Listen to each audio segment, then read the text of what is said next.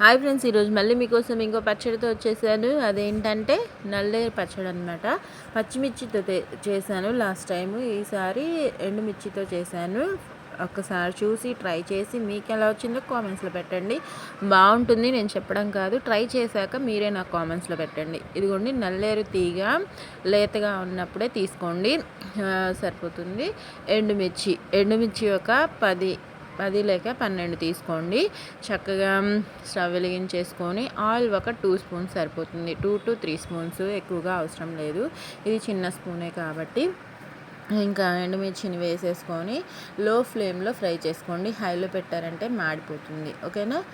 ఎండుమిర్చి ఈజీగా త్వరగానే మాడిపోతాయి కాబట్టి లో ఫ్లేమ్లో ఎండుమిర్చి వేసుకొని జీలకర్ర వేసుకొని ఒక 1 స్పూన్ దాకా చక్కగా ఫ్రై చేసేసుకుందాము. కాస్త కలర్ మారేంతసేపు ఫ్రై చేసుకున్న తర్వాత మనం అవి పక్కన పెట్టేసుకొని నల్లేరుని క్లీన్ చేసుకోవాలి.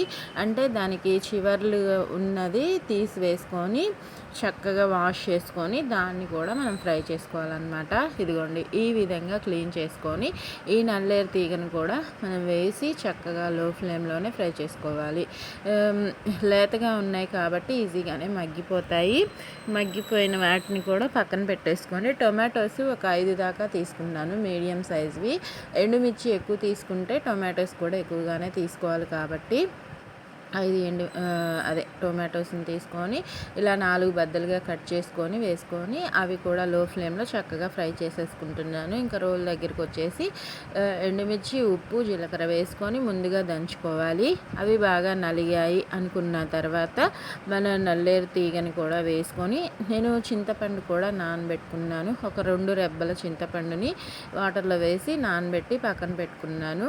ఈ నల్లేరు తీగ ప్లస్ వెల్లుల్లి 10 రెబ్బలు సరిపోతాయి.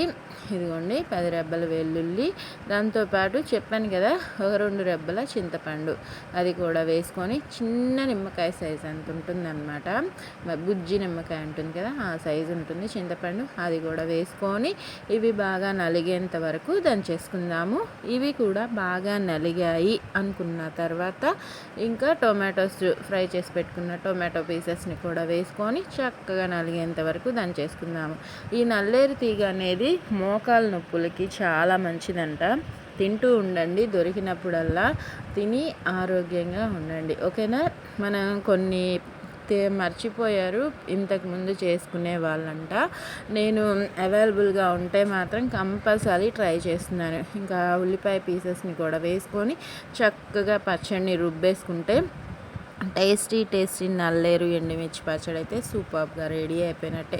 నచ్చింది కదా, ట్రై చేస్తారు కదా, ట్రై చేసి కామెంట్స్లో చెప్పండి. నా పచ్చడి చూడండి దగ్గర నుంచి ఎంత బాగుందో, టేస్ట్ కూడా అంతే బాగుంటుంది.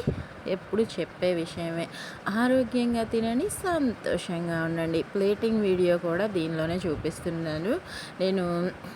నెయ్యి ఒక 1 స్పూన్ దాకా వేసి పిల్లలకు కూడా తినిపిస్తున్నాను అనమాట. నార్మల్గా వాళ్ళు తినమంటే వాళ్ళు తినరు, అందుకే నేనే తినిపిస్తున్నాను. నెయ్యి ఉంటే ఇంకా చక్కగా ఇష్టంగా తింటారు మా పిల్లలు కూడా. బాగాలేదు అనుకున్న వాళ్ళు కూడా ఇష్టంగా తిన్నారనమాట.